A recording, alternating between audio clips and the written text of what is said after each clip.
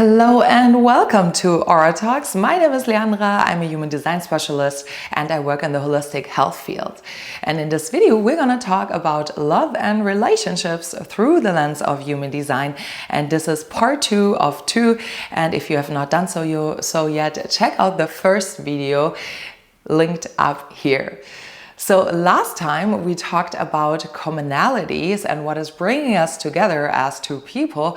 And in this video, we're going to talk about the differences that we also need in relationship in order for it to be long-lasting, sustainable, and holistic relationships.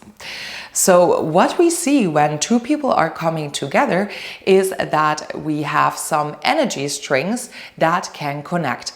So sometimes you can imagine it as if we're already having our own energy strings within us, which are so-called channels, meaning we already have our own energy flow within our system.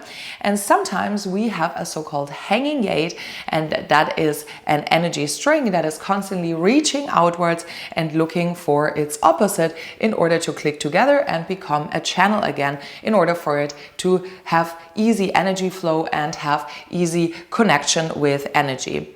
So these hanging gates are always kind of seeking out into the environment and subconsciously always looking out for the opposite part in another person, which means when you're meeting someone who has the other side of that energy string of that gate, is what happens is that these two gates are now clicking together and building a channel. That means that we're having a spark, we're having a connection, we're having an electromagnetic connection or channel, as we call it, because it really feels electromagnetic, meaning we really feel that chemistry with the other person. We're feeling close to them. We have a connection point. And therefore, subconsciously, we're always looking for people who bring the most possible opposite gates for us so we can feel that intense connection. And what happens then is that this connection brings out a part of us that alone we're not fully able to live the whole spectrum of that. So when we're clicking together, it brings out the bigger sum of that energy, and therefore we are now able to experience this part of us that alone we're not able to do so. And that is why all of us are here to have and lead relationships, not only romantically speaking, but also with friendships, with business partners, with family, etc., in order for us to grow in relationship. Because sometimes it even brings out a part of you, and that is what we call a dormant gate, that you don't even know you have. And that's when we then say, you bring out the best in me, or you bring out parts in me that I haven't known yet, or you make me a better person, right? These are things that we often hear in terms of the context of relationship. And that is exactly what's happening, that we're bringing parts out in oneself and in the other that we're usually not able to experience. And as you can already imagine, the more electromagnetic connections we have with someone, the more in flow it feels and the more sparks there are and the more intense it gets as well. In my analysis with my clients, the maximum I've ever seen in a couple was 7 electromagnetic connections, which is a lot. The most I had with a partner was 6, and I tell you, geez, that was really freaking intense. And it felt immediately like I know that person and I want to be so close to them, and it felt like this immediate spark and click and chemistry. You are able to tell when you have a lot of electromagnetic connection because it feels very, very magical.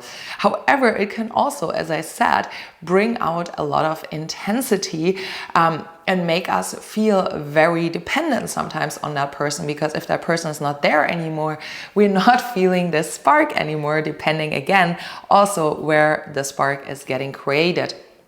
And that is always something that we need to realize, and therefore it's so important that you know yourself, because then you know what is happening and you know why you're feeling this way and what is brought out of you, and you're not feeling in withdrawal or having cold turkey, basically, if the other person is not with you anymore, which can happen sometimes with these things. And specifically when it is connecting the emotional solar plexus, because this is really the most intense energy that we have in the chart. So if the solar plexus is connected with two people, that feels super sexy, super intense, because it brings the emotion into a relationship, which is very beautiful and actually also the ideal, because in a relationship without emotions, as I was saying in the first video, can feel a little bit plain. But it can also bring the challenges that you have of the intensity, and that's where you need to come back to yourself, trusting yourself and not being drifted away or making decisions specifically out of an emotional state that you're feeling with a partner where you have that connection potentially. So we can already see that we are able to build these electromagnetic connection in all different parts of our body graph, which means, for example, it could be on a mental plane. That would mean that you probably have a lot of inspiring thoughts with the other person, and you're thinking a lot, you're philosophizing about it, you have great ideas with that person. That is more of a mental connection. You could have it on the emotional part, and that's going to be when there's a great sexual spark, there is lust, there is emotion, there's the highs and the lows that you're going through with that person. You could have it someone on the spleen side that would make you feel really cozy, really secure, feeling really held, like this cozy feeling, feeling safe. That would be a spleen connection that you're having with someone. So with all 9 centers, depending on where your connection is at, it might feel like a different connection. And therefore, every single connection that we're having in our lifetime will be absolutely unique and will bring out different parts of ourselves. And that can also sometimes mean that maybe we're meeting someone and there is a really, really important connection for us where the person brings out something of us, but we just have maybe one electromagnetic connection, and it's not really enough to have a fulfilled relationship on all levels, because we do not really feel the connection in all other parts.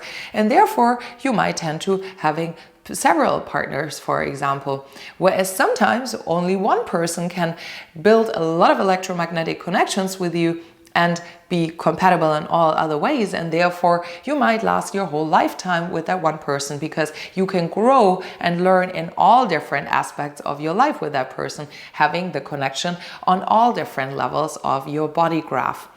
And therefore, if you want to know more about your relationship, or what your energy body is like, to understand yourself further and what you also need in a relationship, I would always suggest a personal reading, because that's actually the only way where we can really determine about yourself, because human design is not generic, it is very, very specific. And here I can just obviously give you an overview of everything. So if you want to book a reading, look down in the description below through my website. You can book all sorts of readings there, and I would love to see you personally.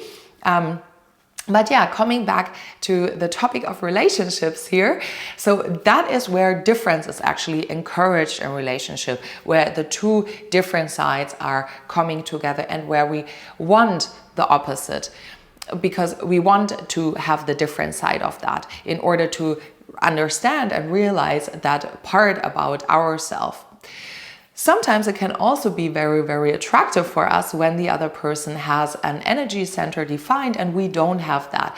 Let's say someone has the head center and the ajna defined and we do not have that. That would mean that we find the other person probably very, very inspiring for us. Very, very attractive thoughts. They have great insights for us. So that can be also something that we find attractive. However, here it is always important, again, to understand the dynamic that is coming together, because if you do not understand that that's the energy of the other person, you might tend to make it your own energy, and that becomes very, very dangerous, because then you start to internalize their thoughts, their concepts, and are not sticking with your own self, which is to be open about different thoughts of different people. And therefore, understanding yourself again and coming back to your energy, even though you're in a composite chart, in a third chart basically, is very, very crucial for a long-lasting relationship. So what we see is in relationships is so important that you understand yourself first. and you really navigate by your strategy and your authority always, no matter what your partner's strategy and authority is like. But you also understand the composite that is coming together, and that therefore something else gets brought out in the two of you, and that is what you can learn, and that is what the energy body of the two of you together will bring, like also what other people perceive you as a unit as, or as what you perceive yourself as a unit as. And that's the next step. So always coming back to yourself first, and that's what a lot of coaches or people out there also say, right? Know yourself first, and once you learn about yourself, once you heal yourself, you're also much less likely to get into a toxic relationship where you're looking in the other person for something in you that you feel there is a lack. You are already whole, you're complete, and you learn something with that other person without actually attaching to their energy or integrating it so much into you that you forget who you are and that you navigate by someone else's or by the composite energy. So most of the time when we're really in alignment with ourselves, that's actually when we meet our compatible partner, because that's then the energy that can matches that as well. And therefore, consistently working on yourself, wanting to grow, wanting to heal, wanting to come more in alignment is something that in every stage of a relationship, or also when you're single right now, I would always suggest, because that is what's gonna bring you the most compatible person to you, matching on your aligned frequency. Whereas if you're dating from a very insecure place, or when you're throwing yourself out there just to fill a void, which literally is like an open center, like a void in you, which you perceive as a void, then it might not be very healthy and it might not be very long lasting. As I said in the whole beginning, though, I believe that literally every single relationship is teaching us something, no matter how long it's gonna go. If it's a week, a month, or even a whole lifetime, we will always learn something from a relationship. And we sometimes need also this build-up of maybe not so healthy relationships, as long as we enter into it correctly with our strategy and authority, in order to learn something important that is bringing us closer to the relationship that maybe is then lasting longer, or that then feels great and correct for us. And obviously, me speaking as a 6-3 profile, specifically my first 28, 29 years, I've had a lot of trial and error in all my relationships, but therefore I feel like I have become very, very wise and very, very smart about the topic of relationship, because I've made so many experiences that were not all pleasant and that were all not very nice to look back to. However, it is really, really crucial, specifically if you have a 3 in your profile, to allow yourself also, for example, to go through all these trial and error process. So I will make in a future point also videos about all the profile lines, and then you can also see more about your bonding strategy, your relationship style, but this would be a little bit too much for this video right now. So yeah, let me know your thoughts. Let me know about yourself. What's your relationship style like? Are you in a relationship? Always happy to connect with you. With that being said, I'm sending you so much love, and bye for now.